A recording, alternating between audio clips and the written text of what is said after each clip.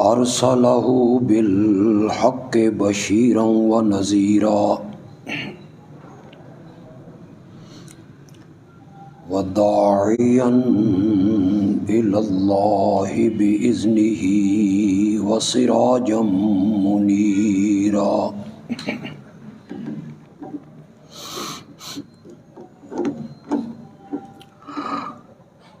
أما بعد فأعوذ بالله من الشيطان الرجيم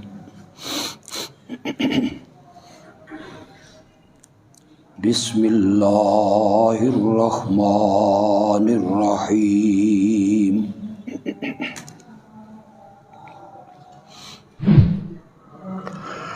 الله لا إله إلا هو الحي القيوم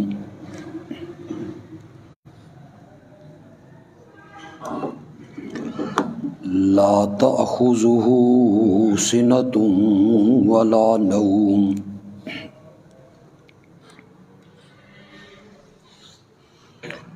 له ما في من ذا الذي يشفع عنده إلا بإذنه يعلم ما بين أيديهم وما خلفهم ولا يحيطون بشيء من علمه إلا بما شاء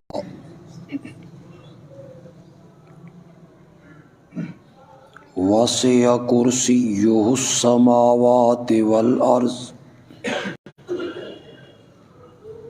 ولا يؤوده حفظهما وهو العلي العظيم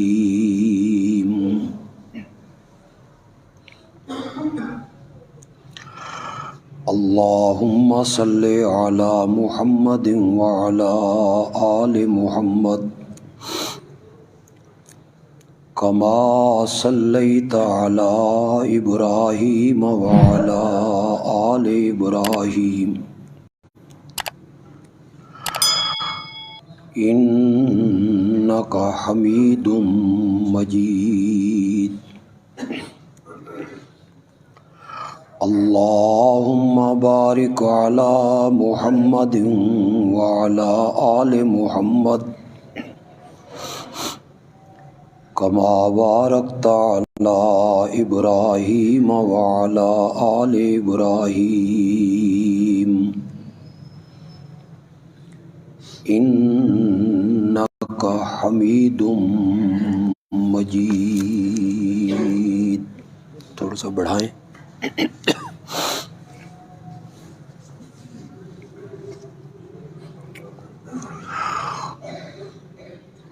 گزشتہ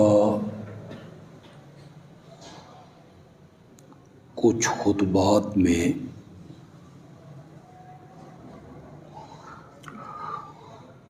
اس عنوان سے گفتگو ہو رہی ہے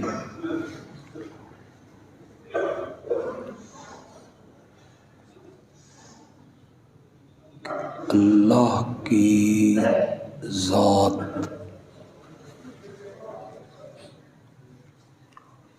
اور نبی اکرم صلی اللہ علیہ وسلم کی ذات میں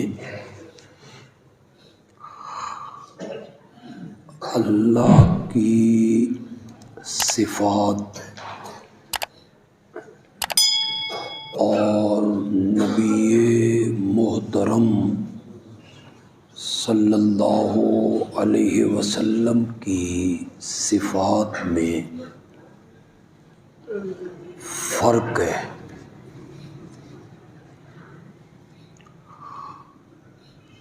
اللہ کی ذات بھی وحدہ لا شریک ہے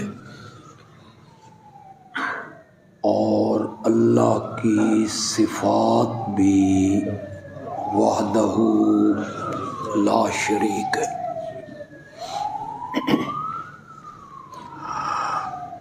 جو صفات اللہ کی ہیں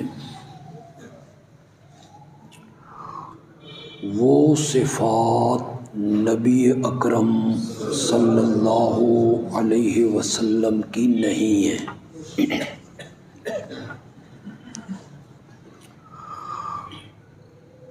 دونوں کی ذات میں فرق ہے، لیکن بات دونوں کی ایک ہے۔ ذات الگ الگ ہے، صفات بھی الگ الگ ہیں، لیکن دونوں کی بات میں کوئی فرق نہیں۔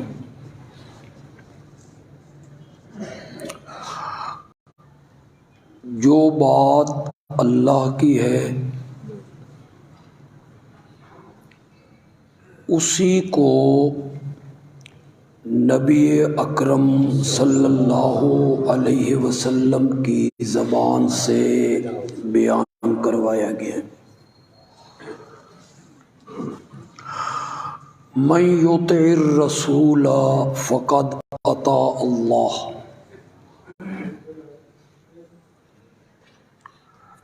جس نے رسول اکرم صلی اللہ علیہ وسلم کی اطاعت کی، اس نے در حقیقت اللہ کی اطاعت کی۔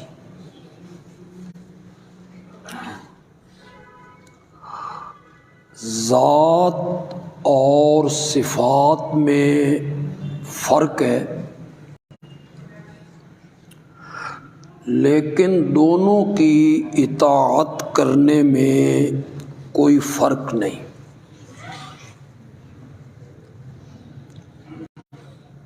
جس طرح اللہ کی اطاعت کرنی ہے اسی طرح نبی اکرم صلی اللہ علیہ وسلم کی بھی اطاعت کرنی۔ آپ نے حجۃ الوداع کے تاریخی خطبے میں یہی فرمایا تھا، ترکت فیکم امرین وفی روایت ثقلین، میں تم میں دو بھاری چیزیں چھوڑ کے جا رہا ہوں۔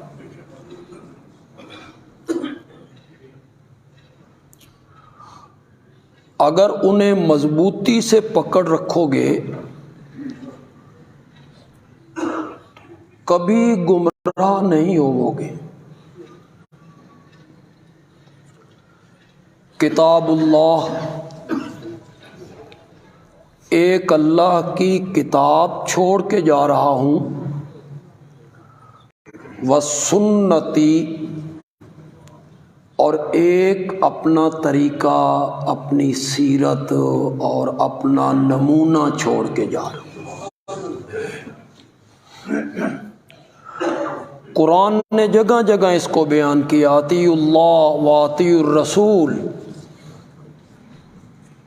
اللہ کی اطاعت کرو اور اللہ کے رسول کی اطاعت کرو۔ دونوں کی اطاعت کا حکم دیا گیا، دونوں کی بات جو ہے وہ ایک ہے۔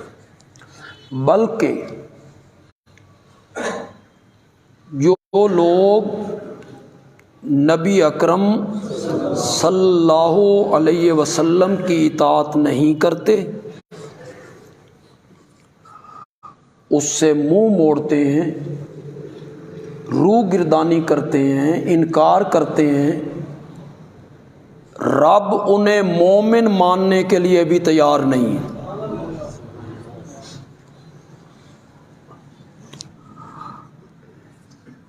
قل ان کنتم تحبون اللہ فاتبعونی یحببکم اللہ وَيَغْفِرْ لَكُمْ ذُنُوبَكُمْ۔ اللہ اکبر۔ اگر تم اللہ سے محبت کرنا چاہتے ہو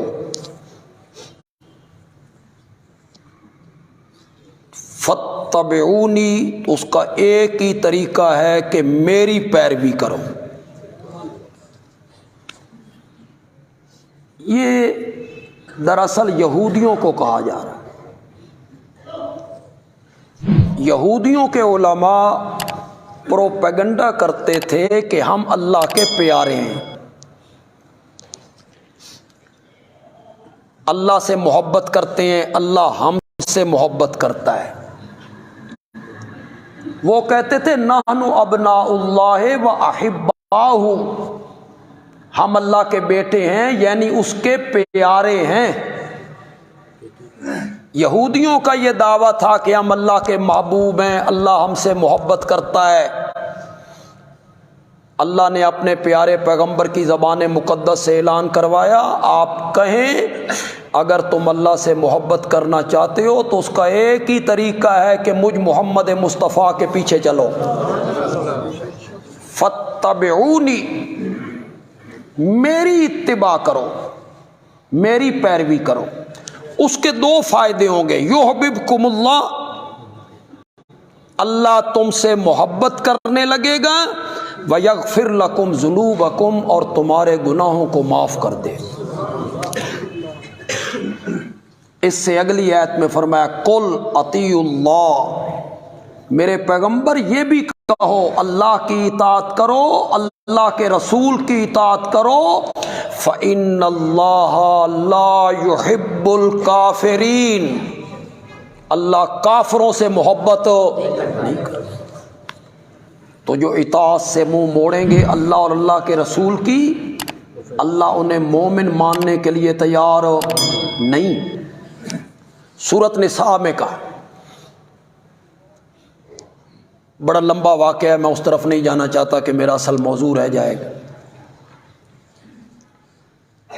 ایک منافق کو حضرت عمر رضی اللہ تعالیٰ عنہ نے قتل کر دی، جس نے میرے نبی کے فیصلے کو تسلیم کرنے سے انکار کیا،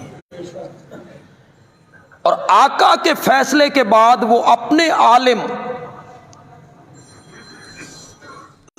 کعب ابن اشرف کے پاس لے گئے۔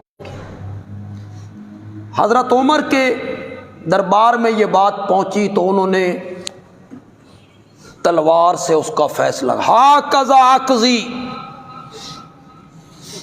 من لم یرض بقضاء محمد صلی اللہ علیہ وسلم، جو ہمارے نبی کے فیصلے پہ راضی نہیں ہے اس کا فیصلہ عمر کی تلوار کرے گی۔ منافقین نے مشورہ کر کے FIR درج کروانے کی کوشش کی کہ ہمارا مقدمہ لیا جائے، اور قتل کا مقدمہ حضرت عمر پر۔ انہوں نے ایک مومن کو قتل کیا ہے، کلمہ گو۔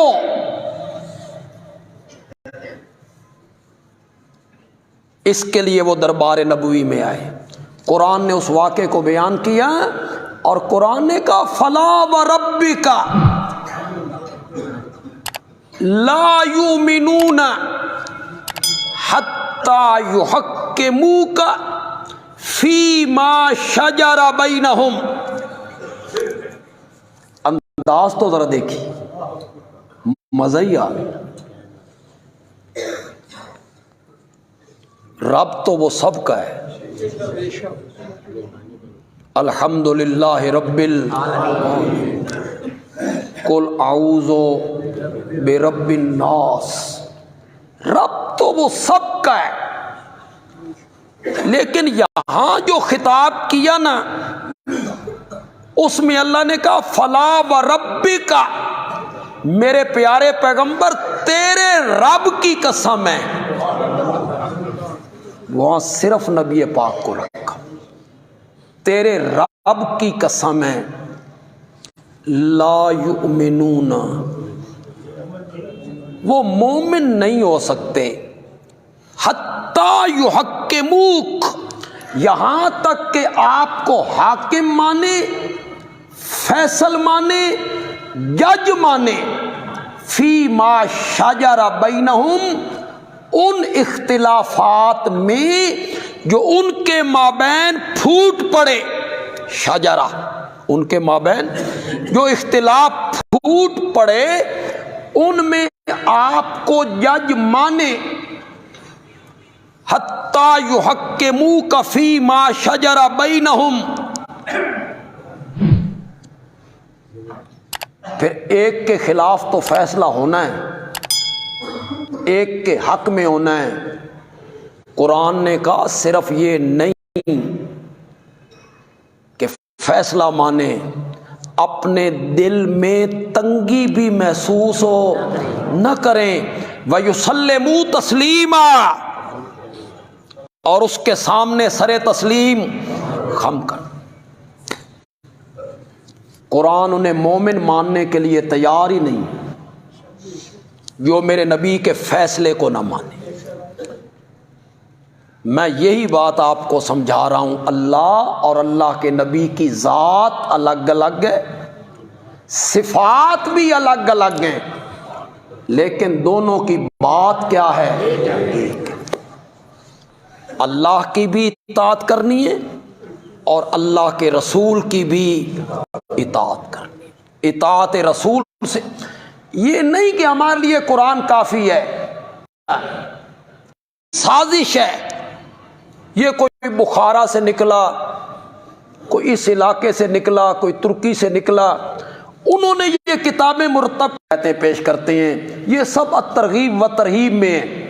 الترغیب و ترہیب ایک کتاب ہے، اس میں ساری یہ جمع ہے، یہ روایتیں جن کا نہ سر ہے، نہ پاؤں ہے، نہ اگا، نہ کچھ بھی نہیں، انہوں نے خشک گیلی ساری لکڑیاں جمع کی۔ الترغیب و ترہیب جیسی کتابیں بعد میں آنے والے لوگوں نے آپ سن کر حیران ہو جائیں گے۔ غالباً ملا علی قاری رحمت اللہ علیہ نے لکھا، غالباً اگر میرا حافظہ کام کر رہا ہے، حضرت سیدنا علی رضی اللہ تعالیٰ عنہ اور ان کے خاندان کے متعلق فضیلت میں 3 لاکھ حدیثیں گھڑی گئیں جی، پھر ان میں سے کچھ حدیثیں ہماری کتابوں میں درج کی گئیں۔ میں یہ نہیں کہتا کہ ساری حدیثیں صحیح ہیں، نہ، ان میں کلام ہو سکتا ہے، ان میں کچھ موضوع ہوں گی، ان میں کچھ راوی کذاب آ جائیں گے، کچھ کے راوی کمزور آ جائیں گے، کچھ خبر واحد ہوگی، کوئی خبر متواتر ہوگی۔ میں یہ نہیں کہتا کہ ساری حدیثیں صحیح ہیں، لیکن یہ بھی کہنا غلط ہے کہ حدیث کا وجود ہی کوئی نہیں، اس کا ثبوت ہی کوئی نہیں، یہ دلیل ہی کوئی نہیں، یہ سب جھوٹ کا پلندہ ہے، یہ کہنا بھی کسی طرح پہ صحیح نہیں ہے۔ صحیح قرآن پاک نے، میں نے پہلے بھی آپ سے کہا تھا، آج پھر آپ کو سمجھانا چاہتا ہوں، قرآن نے میرے نبی کے 4 منصب ذکر کیے۔ سب سے پہلے حضرت ابراہیم نے ذکر کیے، ربنا وابعث فیہم رسولا منہم، یا اللہ ایک رسول انہی میں سے ان کے اندر بھیج، یتلو علیہم آیاتک، پہلا منصب، وہ تیری کتاب کی آیتیں پڑھ پڑھ کے سنائے، ایک، یعلمہم الکتاب والحکمہ، پھر وہ انہیں کتاب کی تعلیم دے، پھر انہیں حکمت سکھائے، یہ دوسرا منصب ہے۔ تیسرا منصب ہے وَيُزَكِّيهِمْ، اور لوگوں کا تزکیہ کرے، تزکیہ نفوس، تزکیہ قلوب، ان کے دلوں سے شرک والا گند نکالے، توحید کا نور بھر دے، ان میں منافقت والا گند نکالے، اخلاص کی روشنی بھر دے، تزکیہ کرے۔ تزکیہ کتنے منصب ہو گئے؟ 4۔ پھر اللہ نے جب اس کو ذکر کیا، لَقَدْ مَنَّ اللَّهُ عَلَى الْمُؤْمِنِينَ اِذْ بَعَثَ فِيهِمْ رَسُولًا مِّنْ أَنفُسِهِمْ، اللہ نے مومنوں پر احسان کیا جب ان کے اندر اندر بھیجا ایک عظیم الشان رسول انہی میں سے، انہی کی جنس میں سے بھیجا، یتلو علیہم آیاتہ، پہلا منصب وہ کیا کرتا ہے؟ اللہ کی کتاب کی آیتیں پڑھ پڑھ کے سناتا ہے، وَيُزَكِّيهِمْ، ان کا تزکیہ کرتا ہے، وَيُعَلِّمُهُمُ الْكِتَابَ وَالْحِكْمَةَ، اور انہیں کتاب کی تعلیم دیتا ہے، حکمت سکھاتا ہے۔ یہ چار منصب ہیں۔ سوال میرا یہ ہے، جو لوگ حدیث کا انکار کر رہے ہیں کلی طور پر، سوال میرا یہ ہے، میرے نبی نے ان چاروں منصبوں پر کام کیا یا نہیں کیا؟ ایتیں پڑھ پڑھ کے سنائی، بولو سنائی، ایتوں کی تعلیم دی؟ وہ جو میرے نبی نے ایتوں کی تعلیم دی تھی وہ کہاں ہے؟ یتلو تو یہ ہو گیا، تلاوت تو ہو گئی، پڑھ پڑھ کے سنائی ایتیں، یتلو۔ یعلم کہاں گیا جی؟ کہاں سے ملے گا وہ؟ کیا راستہ ہے آپ کے پاس؟ میرے نبی نے جو کتاب کی تعلیم دی، اس آیت کا یہ معنی ہے، اس آیت کا یہ معنی ہے، اس آیت کا یہ معنی ہے، والحکمت، اور میرے نبی نے جو سنت کی تعلیم دی یا نہیں دی؟ کہاں ہے وہ؟ تلاوت کتاب تو الگ چیز ہے، تعلیم کتاب کہاں ہے؟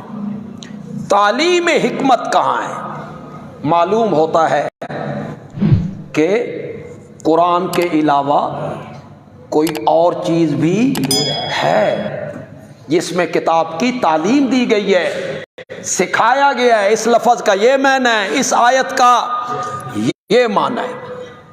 تو قرآن، یہ بھی میں نہیں کہتا، قرآن دنیا کی واحد کتاب جس کے ماتھے کا جھومر ہے، ذالک الکتاب لا ریب، کوئی جرا نہیں، کوئی راوی نہیں، کس پہ جرا کرنی، بھیجنے والا معصوم ہے، جو لے کے آیا ہے وہ بھی معصوم ہے، جس پر اتری ہے وہ بھی معصوم ہے۔ جرا کے سوال تو آگے پیدا ہوئے جب غیر معصوم لوگ آ گئے، پھر میرے نبی کے ارشاد ہوئے، صحابہ نے نقل کیا، صحابہ غیر معصوم ہیں، پھر جرا و تعدیل، پھر یہ سلسلہ چلا۔ اللہ جو ہمارے امت کے علماء تھے، اللہ ان پہ رحمتیں کرے، انہوں نے ہزاروں راویوں کی، اللہ اکبر، ہزاروں راویوں کا تعارف اس پر کتابیں لکھ دی، وہ ہزاروں ہیں۔ علامہ ابن حجر نے کام کیا، علامہ عینی نے کام کیا، اور محدثین ہیں، بڑی بڑی کتابیں لکھی گئی، میزان الاعتدال ہے، تہذیب التہذیب ہے، بڑی بڑی کتابیں لکھی گئیں۔ آپ جس راوی کو پڑھنا چاہیں گے، انہوں نے اسے الف با تا پٹیوں میں تقسیم کر دی، جن راویوں کا نام الف سے شروع ہوتا ہے ان کو الگ کر دیا، جن کا با سے شروع ہوتا ہے ان کو الگ کر دیا۔ ڈھونڈنے میں بھی کوئی دقت نہیں، اس راوی کو آپ ڈھونڈیں گے، اس کو پڑھیں گے، آپ کس قسم کا آدمی تھا، انہوں نے اس کے متعلق سب کچھ لکھ دیا، اس کو دیکھا جائے گا، جو حدیث اس معیار پر پوری اتری جائے گی، اترے گی، اسے ہم تسلیم کر لیں۔ یہ ہمارے نبی کا کیا ہے؟ فرمان ہے۔ کچھ فرمان ایسے ہیں جو جسے خبر متواتر کہتے ہیں، خبر مشہورہ، اتنے لوگ اس کو نقل کرتے ہیں کہ جن کے متعلق یہ گمان نہیں ہو سکتا سب جھوٹ بول رہے ہیں. اتنے لوگ اس حدیث کو روایت کرتے ہیں جن کے متعلق یہ گمان نہیں ہو سکتا یہ سارے لفظ بھول گئے، انہیں نبی پاک کے لفظ یاد نہیں رہے. اتنے بندے اس کو روایت کرتے ہیں. اسے کہتے ہیں خبر متواتر. یہ خبر متواتر جو ہے اس کو ماننا اسی طرح ضروری ہے جس طرح قرآن کو ماننا ضروری ہے. دونوں میں کوئی فرق نہیں رہے گا. جو خبر متواتر ہو، خبر مشہورہ ہو، وہ چند حدیثیں. میں اس کی ایک مثال دے کے آپ کو سمجھا دیتا ہوں. ہم میں سے اکثر لوگوں نے دلی نہیں دیکھی، دلی نہیں دیکھا ہم نے، ہندوستان کا شہر ہے. لیکن آپ مانتے ہیں کہ دلی ایک بڑا شہر ہے؟ مانتے ہیں؟ کیوں مانتے ہیں؟ کیوں مانتے ہیں آپ کہ بغداد ایک بڑا شہر ہے؟ آپ نے دیکھا نہیں ہے، آپ وہاں گئے نہیں. آپ کہیں گے اتنے لوگ اس کو بیان کرتے ہیں کہ ان کی بات ماننے پر بندہ کیا ہو جاتا ہے؟ مجبور. حاتم طائی بڑا سخی ہے، آپ کو کیسے پتا چلا؟ اتنے لوگ اس کو نقل کرتے ہیں جن کا جھوٹ پہ جمع ہونا محال ہے. نوشروان بڑا عادل تھا، آپ مان رہے؟ کیوں؟ اسے اتنے لوگ بتاتے ہیں کہ جن کا جھوٹ پہ جمع ہونا محال نظر آتا ہے. تو خبر متواتر، خبر مشہورہ، اتنے لوگ اس کو نبی پاک سے، پھر ان کے شاگردوں سے، پھر ان کے شاگردوں سے نقل کریں. انسان سوچے یہ سارے بندے جھوٹ بول رہے ہیں، یہ کیسے ہو سکتا ہے؟ 50 بندے اس کو، 100 بندے اس کو نقل کر رہے ہیں. تو حدیثوں میں ایسی حدیثیں بھی موجود ہیں جن کو ہم خبر متواتر کہتے ہیں. ان میں خبر واحد بھی ہے جن کو ایک صحابی نقل کرتا ہے، اس کا ایک شاگرد نقل کرتا ہے. بات لمبی ہو گئی اور تھوڑی سی علمی ہو گئی. سمجھانا آپ کو یہ چاہتا ہوں کہ جس طرح قرآن پر ایمان لانا ضروری ہے، اسی طرح میرے پیارے پیغمبر کی صحیح حدیث اور فرمان کو ماننا بھی کیا ہے؟ اللہ اور میرے نبی کی ذات الگ الگ ہے، صفات بھی، بولو تو صحیح ہے، دونوں کی ذات الگ الگ ہے، دونوں کی صفات بھی الگ ہیں، لیکن دونوں کی بات کیا ہے؟ ایک. میں نے پچھلے جمعے کچھ ذکر کیا تھا اس کا کہ رب کی ذات الگ ہے. مثلا لم یلد ولم یولد، اس کے مقابلے میں میرے پیارے پیغمبر کی ماں بھی ہے، باپ بھی ہے، دادا بھی ہے، پھر بیٹے بھی ہیں، بیٹیاں بھی. نبی پاک کی یہ صفات ہیں. اور اس کے مقابلے میں اللہ کیا ہے؟ لم یلد ولم یولد. آیت الکرسی میں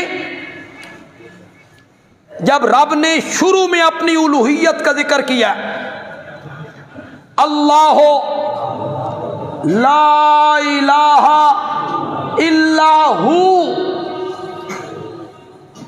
اللہ کے سوا کوئی الہ نہیں. یہ کیا ہے؟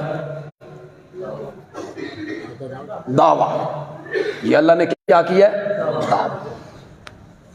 اللہ دعویٰ جس کا ترجمہ آپ نے کیا اللہ کے سوا کوئی معبود نہیں، پھر اسے آپ نے آسان ترجمے میں بدلا، اللہ کے سوا کوئی عبادت کے لائق نہیں.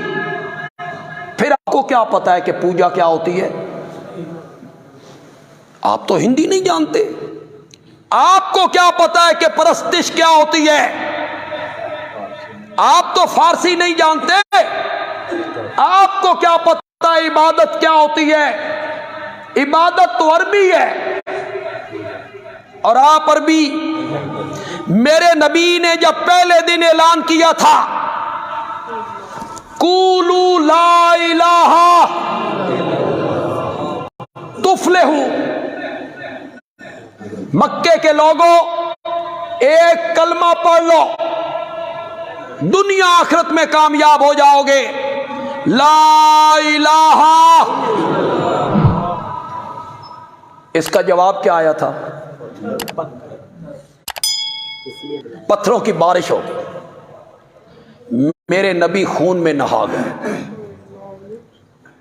ادھر سے ایک آواز آئی انت کذاب،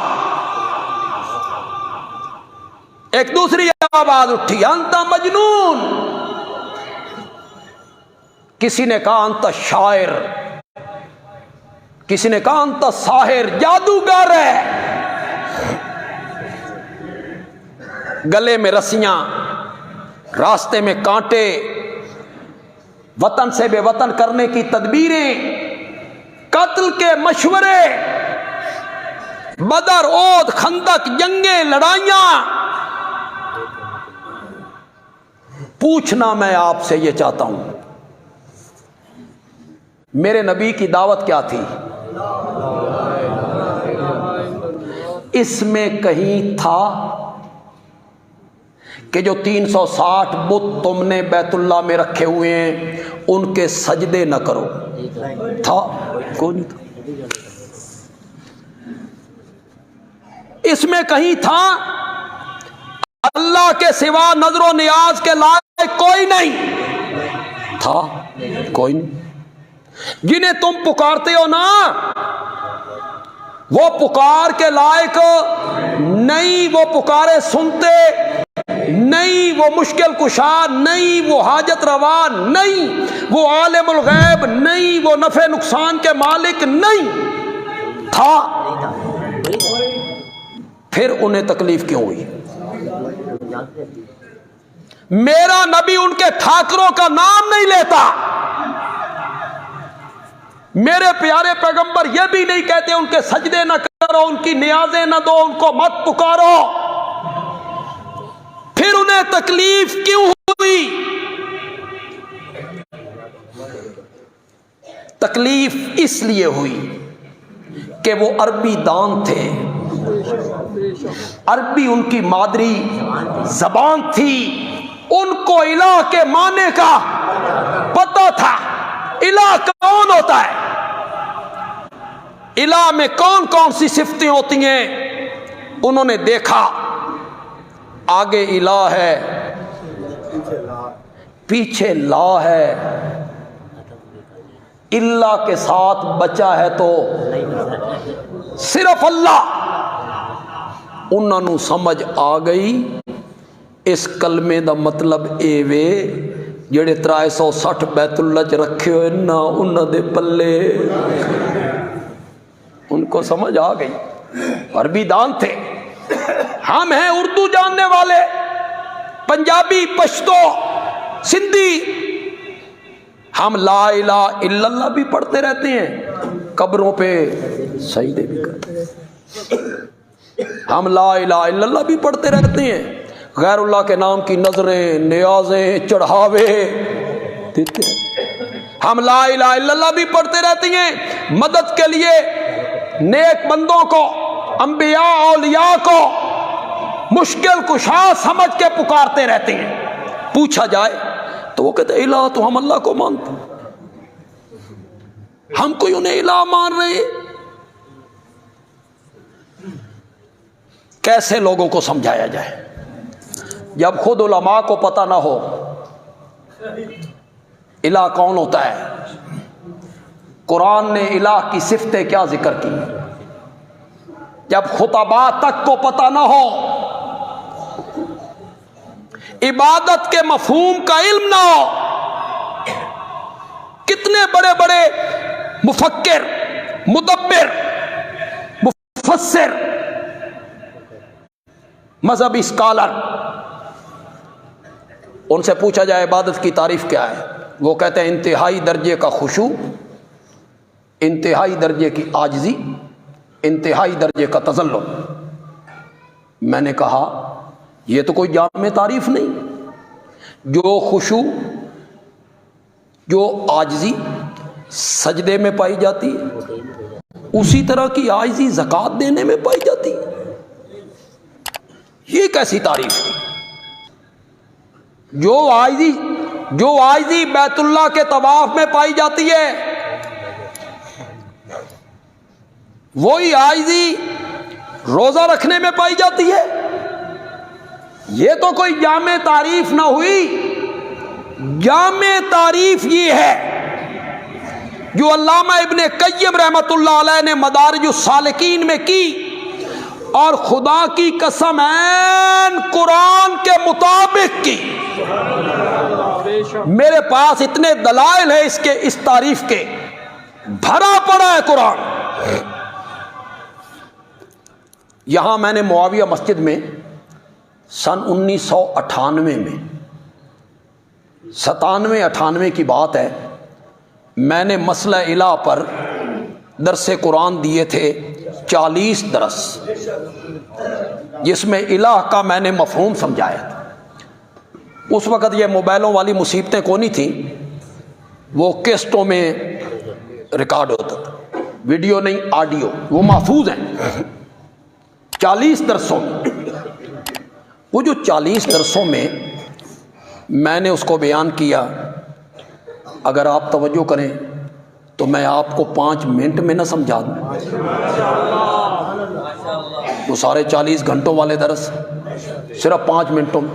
دلائل میں نہیں دے سکوں گا، لیکن دلائل کی ذمہ داری لوں۔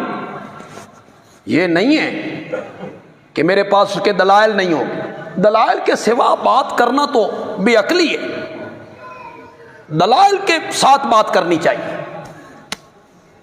اس دنیا میں بھی یہ جو میں تعریف کر رہا ہوں الہ کی، الہ کون ہوتا ہے، اس دنیا میں بھی میں جواب دے دوں، اس دنیا میں آپ کو موقع نہ ملے، کل قیامت کے دن رب کے حضور بھی جواب دے گا۔ آپ میرے گریبان پہ ہاتھ رکھ لینا اور رب کے سامنے رکھنا، رب کے سامنے رکھو گے تو مزہ ذرا زیادہ آئے گا کہ یا اللہ اس نے الہ کا یہ میں نہ کیا تھا، اس سے پوچھ اس کی کوئی دلیل، پھر رب خود دلیلیں دے لے گا، اس کے سامنے ہوگی نا بات۔ 2 صفتیں صرف الہ میں پائی جاتی ہیں، زور سے بولو یار۔ میں نے کتنی دفعہ یار آپ کو کہا کہ جب دھرتی پہ رب کی توحید بیان ہوتی ہے نا، رب عرش پہ فرشتوں کے جھرمٹ میں بیٹھ کے خوش ہو رہا ہوتا، میری وحدانیت کا ذکر ہو رہا ہے۔ ہوتا کہاں ہے، کہاں ہوتا ہے؟ خالص توحید کہاں بیان کی جاتی؟ 2 صفتیں صرف الہ میں پائی جاتی ہیں، جس میں وہ 2 صفتیں مان لی جائیں گی، اس کو کیا مان لیا، چاہے زبان سے کہے یا نہ کہے، وہ صفتیں ہیں الہ کی، زبان سے کہنے کی کوئی ضرورت نہیں۔ جس میں وہ 2 صفتیں یا 2 میں سے ایک صفت مان لی، اس کو کیا مان لیا، الہ۔ میں نے کئی مرتبہ آپ کو کہا، قرآن پاک کی ایک آیت ہے، اتخذوا احبارہم ورہبانہم اربابا من دون اللہ، عیسائیوں نے اپنے مولویوں کو اور اپنے پیروں کو اللہ کے سوا رب بنا لیا، قرآن ہے، رب بنا لیا۔ حاتم تائی کا بیٹا عدی ابن حاتم کلمہ پڑھ کے میرے نبی کی خدمت میں آیا، عیسائی مذہب چھوڑ کے آیا تھا، حاتم تائی بھی عیسائی تھا، عدی ابن حاتم مسلمان ہوا، اس نے یہ آیت پڑھی، عیسائیوں نے اپنے مولویوں اور پیروں کو کیا بنا لیا، رب۔ اس کے پاؤں تلے سے زمین سرک گئی۔ یہ میرے آقا کے پاس آیا، اس نے کہا یا رسول اللہ یہ قرآن کیا کہتا ہے؟ عیسائیوں نے اپنے مولویوں پیروں کو رب بنا لیا. میں خود عیسائی مذہب چھوڑ کے آیا ہوں. ہم نے تو اپنے مولویوں پیروں کو کبھی رب، ہم نے تو رب نہیں مانا. یہ قرآن کیا کہتا ہے؟ سنو آپ، میرے آقا نے فرمایا یہ بتا، جس چیز کو تمہارے مولوی اور پیر حلال کہہ دیتے تھے تم بغیر دلیل کے حلال مان لیتے تھے؟ بالکل، جو وہ کہتے تھے ہم مانتے. اور جس کو حرام کہہ دیتے تھے بغیر دلیل کے حرام مان لیتے تھے کہ جی بالکل. میرے آقا نے فرمایا یہی معنی ہے رب بنانے کا. رب تو عدی ابن حاتم بھی کہہ رہا ہے کہ ہم اپنے مولویوں پیروں کو نہیں کہتے، لیکن رب والی صفت مانتے تھے. حلال حرام کرنا صفت کس کی ہے؟ وہ جب کسی اور میں مانی تو اس کو کیا مان لیا؟ دو صفتیں صرف الہ کی ہیں، الہی میں پائی جاتی ہیں. جس میں مان لی اس کو کیا مان لیا؟ پہلی صفت جس کے لیے یہ تعظیم کر رہا ہوں وہ عالم الغیب ہے، اسے تسلط غیبی حاصل ہے. کیا معنی؟ میں اسے نہیں دیکھ رہا اور وہ مجھے. پہلی صفت تسلط غیبی، عالم الغیب ہونا. دوسری صفت جس کے لیے یہ تعظیم کر رہا ہوں وہ میرے نفع نقصان کا مالک ہے، مختار ہے، متصرف ہے، مالک ہے، جو چاہے کرے، اسے پوچھنے والا کوئی نہیں. یہ دو صفتیں کس کی ہیں؟ اللہ کی نہیں. پھر اللہ کی تو ہیں ہی ہیں، کیونکہ الہ وہی ہے، لا الہ الا اللہ. اب عبادت کی تعریف بھی ذرا کر دیں. ہر تعظیم عبادت نہیں بنے گی. وہ تعظیم عبادت بنے گی جس کے پیچھے یہ دو نظریے ہوں گے، وہ عبادت بنے گی. میں آسان کر کے سمجھا دیتا ہوں. آپ اپنی والدہ کے سامنے، اپنے والد محترم کے سامنے یوں ہاتھ باندھ کے کھڑے ہو جائیں. والد صاحب سامنے بیٹھے ہیں، یہ ہاتھ باندھنا عبادت بنے گا؟ نماز میں باندھیں گے تو شاباش شاباش، نماز میں باندھیں گے تو کھڑے ہوں گے. ہاتھ باندھنا تو عبادت نہیں ہے، کھڑا ہونا عبادت ہے. قیام، جس کو ہم کیا کہتے ہیں؟ قیام. قیام کرنا. رب کے سامنے جب آپ نے قیام کیا وہ کیا بن گیا؟ عبادت. اپنی والدہ کے سامنے آپ کھڑے ہیں، مرشد کے سامنے کھڑے ہیں، پیر صاحب کے سامنے کھڑے ہیں، استاد کے سامنے، وہ عبادت بنے گا؟ تے سانی فرق دسو نا. نماز میں کھڑا ہونا عبادت ہے، استاد اور مرشد کے سامنے کھڑا ہونا عبادت نہیں. تو پھر نرا کھڑے ہونے کا نام عبادت نہیں. اس کے پیچھے ایک عقیدہ ہے، وہ کھڑے ہونے کو عبادت بنا رہا ہے. کیا؟ جس ہستی کے سامنے میں کھڑا ہوں میں اس کو نہیں دیکھ رہا اور وہ مجھے. اس عقیدے نے کھڑے ہونے کو کیا بنا دیا؟ عبادت. اتحیات میں بیٹھنا کیا ہے؟ دو زانو بیٹھتے ہیں آپ، کیا ہے؟ آپ اپنی والدہ کے سامنے بیٹھ جائیں یوں اتحیات میں، مرشد کے سامنے بیٹھ جائیں، استاد کے، وہ عبادت بنے گا؟ نہیں بنے گا. معلوم ہوتا ہے نظریہ عبادت بنا رہا ہے. ان دو نظریوں کے تحت اب عبادت کی میں تعریف کرنے لگا ہوں. العبادت و عبارت عن الاعتقاد والشعور بأن للمعبود سلطة غیبیہ ما فوق الاسباب یقدر بہا علی النفع والضرر فکل دعائن و ثنائن و تعظیم یصدر بہذا الاعتقاد فہی عبادت۔ علامہ ابن قیم نے تعریف کی، دو نظریوں کے ساتھ آپ جو تعظیم بھی کریں گے، یہ دو نظریے اس تعظیم کو کیا بنا دیں گے؟ کیا؟ جس کے لیے یہ تعظیم کر رہا ہوں وہ مجھے دیکھ رہا ہے اور میں اس کو، وہ میرے حالات سے واقف ہے، وہ عالم الغیب ہے۔ دوسرا نظریہ کیا؟ وہ نفع نقصان پہنچانے پر قادر ہے۔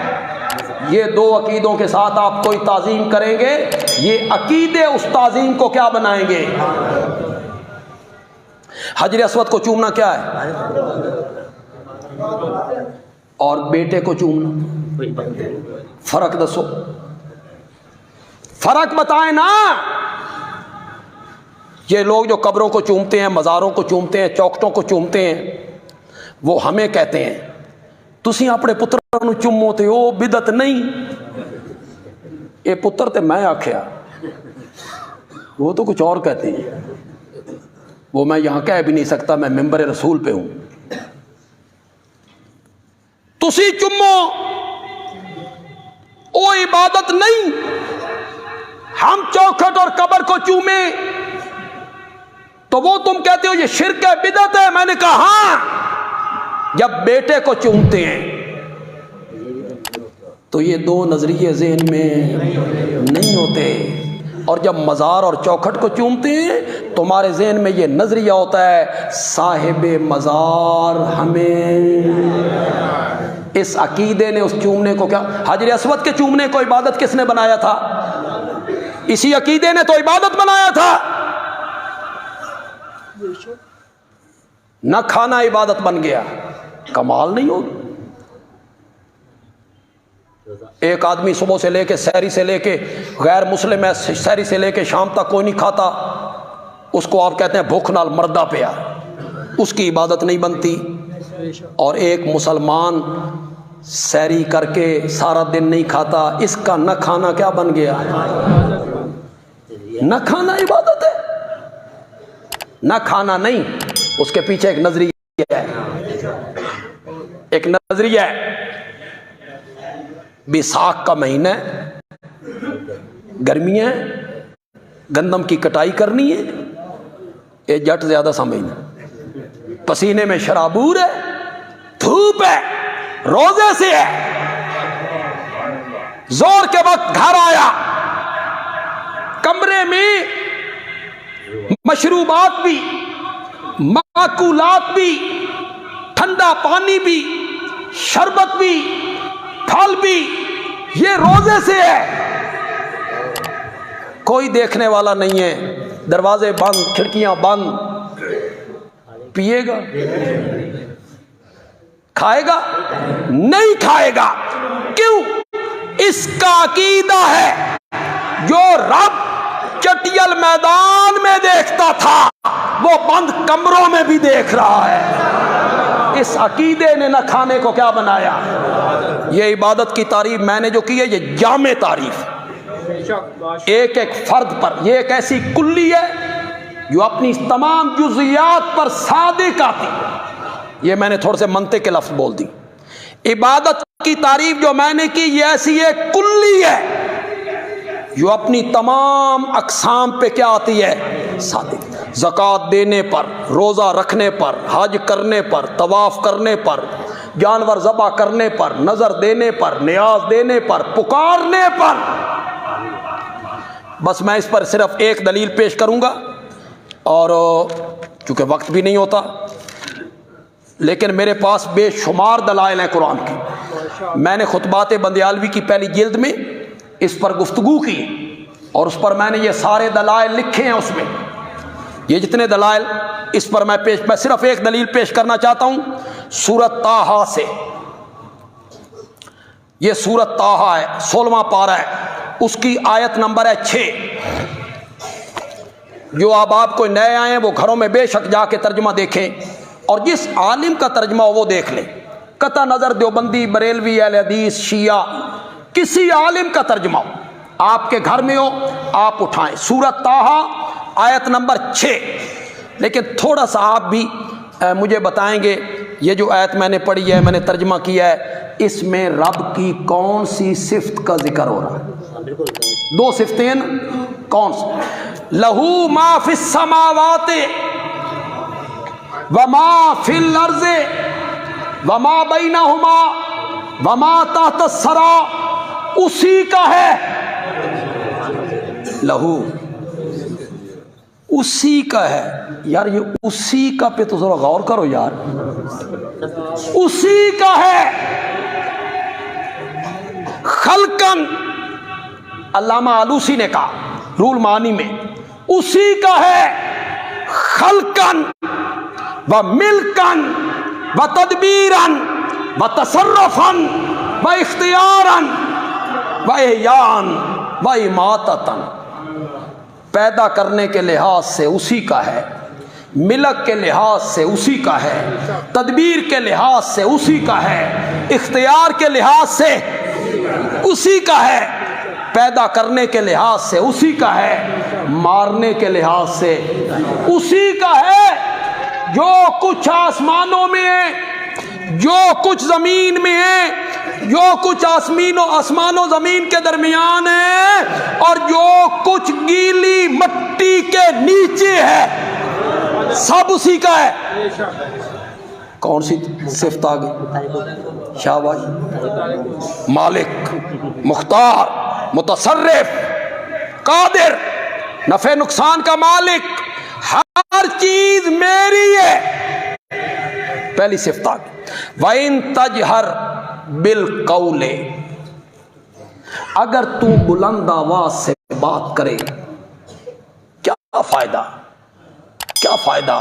فَإِنَّهُ يَعْلَمُ السِّرَّ وَأَخْفَى،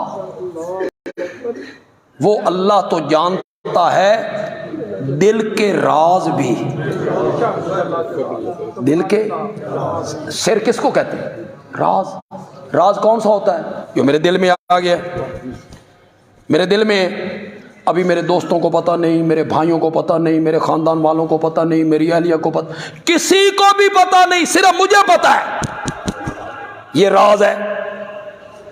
اللہ نے بھی حد کر دی۔ قرآن بہت خوبصورت کتاب، اللہ اس کی سمجھ عطا فرمائے۔ آگے اللہ کہتے ہیں وَأَخْفَى، جانتا ہے راز کو بھی، اور راز سے بھی زیادہ چھپی ہوئی چیز کوئی ہو نا، اس کو بھی جانتا ہے۔ مولا راز سے زیادہ چھپی ہوئی چیز کیا ہے؟ یہ تو سب سے زیادہ چھپی ہوئی چیز ہے جو میرے دل کے اندر ہے، میرے سوا کسی کو پتا نہیں۔ اس سے زیادہ مخفی کیا ہے؟ مفسرین نے لکھا راز وہ ہے جو تیرے دل میں آ گیا، تجھے پتا ہے۔ اللہ کہتے ہیں میں اس کو بھی جانتا ہوں، اور جو راز ابھی تیرے دل میں نہیں آیا 10 سال کے بعد آئے گا، میں اب اس کو جانتا ہوں۔ یہ کون صفت آ گئی؟ زور سے بولو یار، زور سے بولو۔ قرآن نے کتنی صفتوں کا ذکر کیا، رب کی کتنی صفتیں۔ مختار کل بھی اللہ ہے، ہر چیز کا مالک اللہ ہے، عالم الغیب بھی اللہ ہے۔ یہ دو صفتیں ذکر کر کے اللہ نے نتیجہ نکالا، اگر یہ دو صفتیں میری ہیں تو پھر میری بات کو مانو، اللہ لا الہ الا ہو۔ کہو تو صحیح یار، اللہ لا الہ۔ اللہ بتانا چاہتے ہیں کہ یہ دو صفتیں کس کی ہیں، یہ دو صفتیں کس کی ہیں؟ اللہ لا الہ الا ہو، اے او ہو نہیں، جڑی پنجابی دے شعراں دے اخیر وچ لائی جائے تے لگ گیا سلطان باہو دے ذمے۔ کہنے والا چاہے کوئی ہو، ایک قرآن والی ہوئے، یہ قرآن والی ہو ہے۔ نعرہ تکبیر۔ یہ کوئی نعرے والی گل تے کوئی نہیں سی، یہ قرآن والی ہو ہے۔ پھر ایک دفعہ ہو لگائے نا قرآن والی، اللہ لا الہ الا ہو۔ اگر یہ دو صفتیں میری ہیں، عالم الغیب بھی میں ہی ہوں اور مختار کل بھی میں ہی ہوں، تو پھر میرے دعوے کو تسلیم کرو کہ 14 طبقوں میں میرے سوا الہ بننے کے لائق کوئی نہیں، میرے سوا معبود کوئی نہیں، میرے سوا عبادت کے لائق کوئی نہیں۔ درس قرآن انشاءاللہ ہوگا اور میں خود دوں گا۔ پچھلے جمعے میری طبیعت ٹھیک نہیں تھی اور میں درس کے لیے نہیں جا سکا، میرا گلا خراب ہو رہا تھا۔ آج درس ہوگا اور سورۃ نمل کی جس آیت کا درس ہے نا، وہ بڑی عظیم آیت ہے۔ اِنَّكَ لَا تُسْمِعُ الْمَوْتَى، میرے پیغمبر تو مردوں کو سنا نہیں سکتا۔ اس پر ہم گفتگو کریں گے انشاءاللہ، قرآن پاک کی اس آیت پر۔ اس آیت کا مفہوم کیا ہے؟ مغرب کے بعد 18 بلاغ کی مسجد میں انشاءاللہ یہ درس قرآن حسب سابق ہوگا اور میں خود درس دوں گا۔ آپ دوسرے احباب تک بھی میسج کے ذریعے کسی ذریعے سے آپ یہ اطلاع پہنچائیں کہ درس قرآن انشاءاللہ وہاں ہونا ہے۔ یہ